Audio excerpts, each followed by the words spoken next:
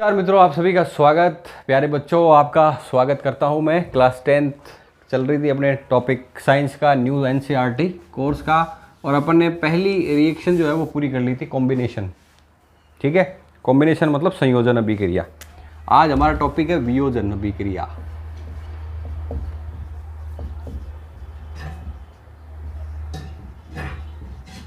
वियोजन अभिक्रिया, ठीक है। इंग्लिश में बोलते हैं इसको डीकम्पोजिशन रिएक्शन। कौन सी बोलते हैं? Decomposition reaction.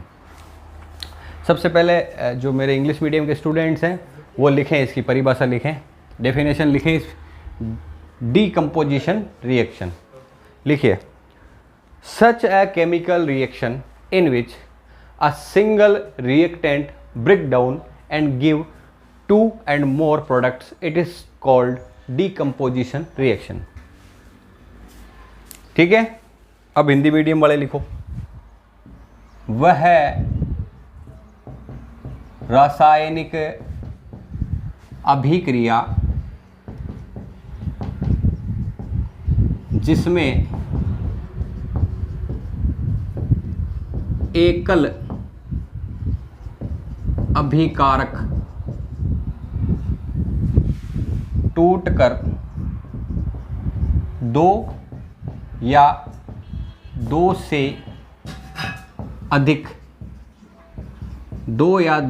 अधिक उत्पाद का निर्माण करते हैं,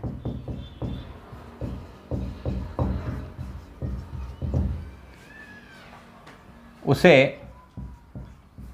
वियोजन अभिक्रिया कहते हैं।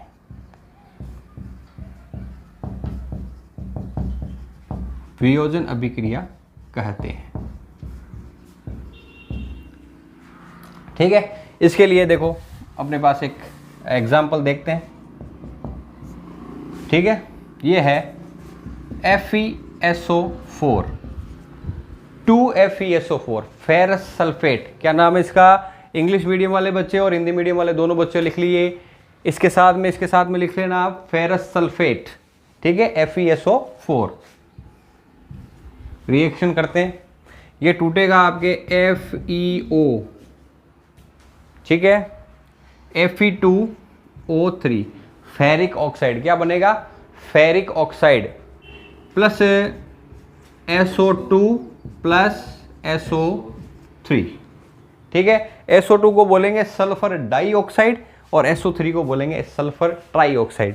3 ऑक्सीजन है तो ट्राई, 2 ऑक्सीजन है तो डाई। ठीक है, तो अब ये देखो, ये अभिक्रिया हो गई। इसमें जैसा कि मैं बता रहा हूं, लेफ्ट हैंड साइड समीकरण का, इक्वेशन का जो लेफ्ट हैंड साइड है, जो बायां भाग है, उसके अंदर देखो एकल अभिकारक है। इस अभिक्रिया की पहचान ही यही है। वियोजन अभिक्रिया की पहचान क्या है कि लेफ्ट साइड में सिंगल रिएक्टेंट होगा, एकल अभिकारक होगा, और प्रोडक्ट साइड में 2 या 2 से अधिक हो सकते हैं। तो 2 या 2 से अधिक है, 1 2 3, 1 2 3। तो ये है आपका राइट हैंड साइड। क्लियर है क्या? यानी कि हमने देखा कि ये वियोजन अभिक्रिया है। It is decomposition reaction. A single reactant break down and gives 1 2 and more products, it is called decomposition reaction. Clear है? आगे चलते हैं। अब डीकम्पोजिशन के टाइप्स देखते हैं। टाइप्स ऑफ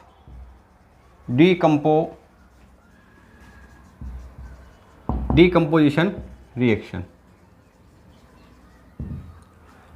वियोजन अभिक्रिया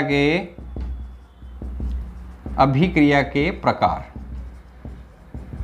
वियोजन अभिक्रिया के प्रकार, इसमें पहली आती है आपके, देखो पहले प्रकार पूरे लिख लेते हैं अपन। पहली आती है आपकी हीट, यानी ऊष्मा। यानी किसी भी रिएक्टेंट को अगर हीट से तोड़ेंगे तो वो क्या कहलाएगी? आपके हीटिंग डीकम्पोजिशन। ठीक है, नंबर 2 वो आती है आपके टेम्परेचर।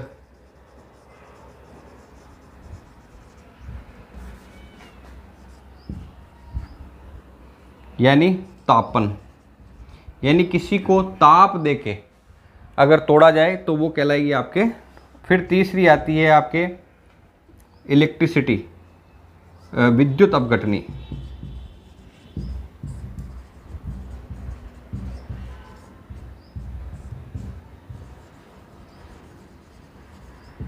इलेक्ट्रोलाइसिस। ठीक है, नंबर 4 पे आती है आपके सनलाइट,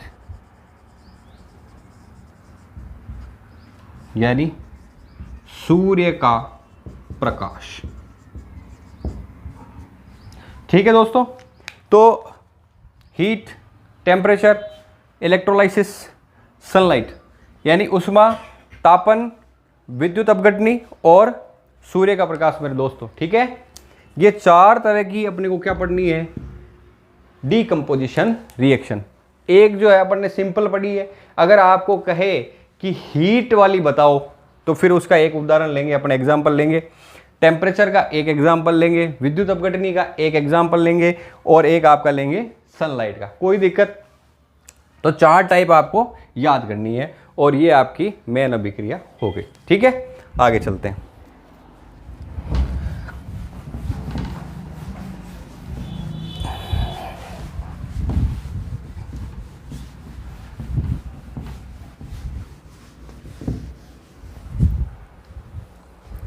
तो सबसे पहला अपन एग्जाम्पल ले लेते हैं, हीट यानी उष्मा, यानी उष्मीय वियोजन।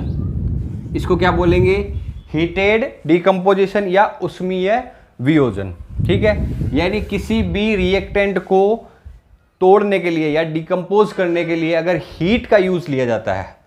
ठीक है, अगर किसी भी रिएक्टेंट को तोड़ने के लिए या डिकम्पोज करने के लिए क्या करना पड़ता है, हीट का यूज लिया गया है, तो वह रिएक्शन क्या कहलाएगी हमारी, हीटेड डीकंपोजिशन रिएक्शन।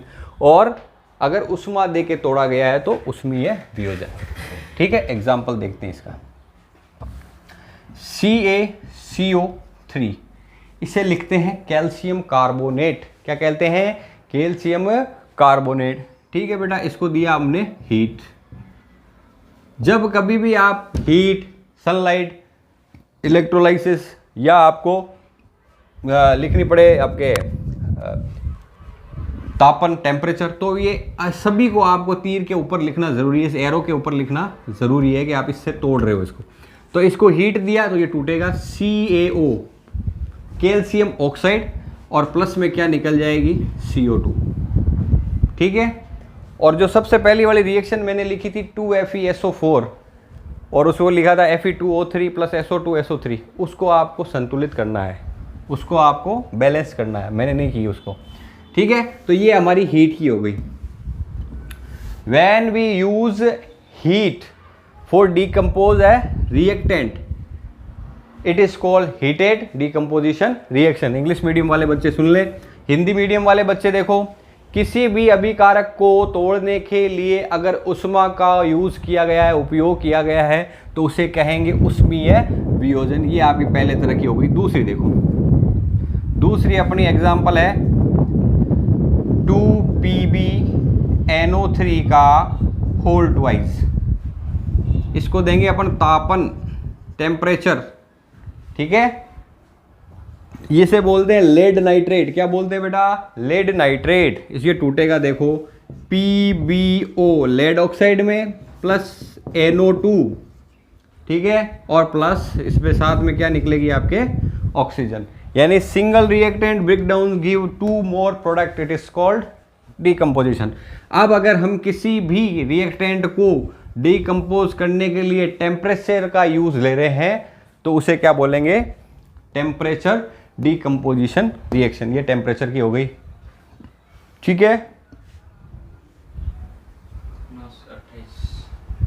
ठीक है, तो ये 2 हो गई हमारी, ऊपर वाली हमने लिख ली। अब देखो इसकी डेफिनेशन लिख लेते हैं। When we use temperature to decompose the reactant, it is called temperature decomposition reaction.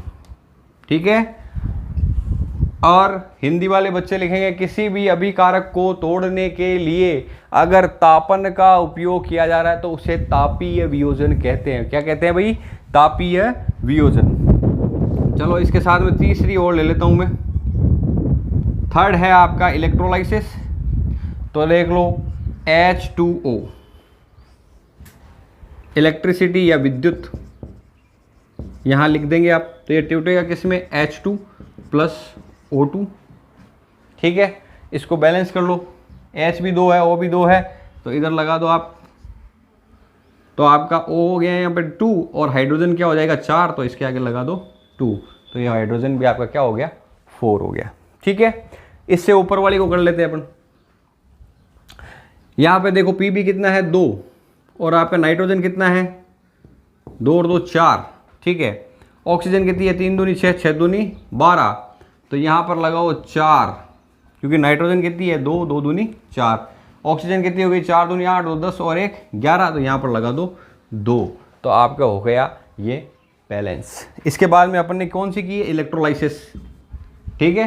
Electrolysis में हमने क्या किया, एक जार में, एक बीकर में, एक पोर्ट में हमने क्या लिया वाटर, उसके अंदर 2 एनोड और कैथोड की क्या लगाई, कार्बन रोड।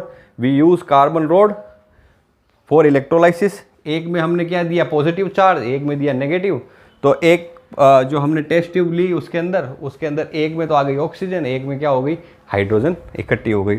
तो ये इलेक्ट्रोलाइसिस का पूरा प्रोसेस है, इसको आपको खुद को अपने शब्दों में लिखना है, समझ में आ जाए तो ठीक है, नहीं तो फिर मैं अगले टॉपिक में जब आपका कमेंट आएगा कि समझ में नहीं आया तो फिर मैं बना के बताऊंगा पूरा वो, ठीक है। नहीं तो आपकी छोटी सी रिएक्शन है 2H2O 2H2 प्लस O2, ये आपकी क्या हो गई विद्युत अपघटनी,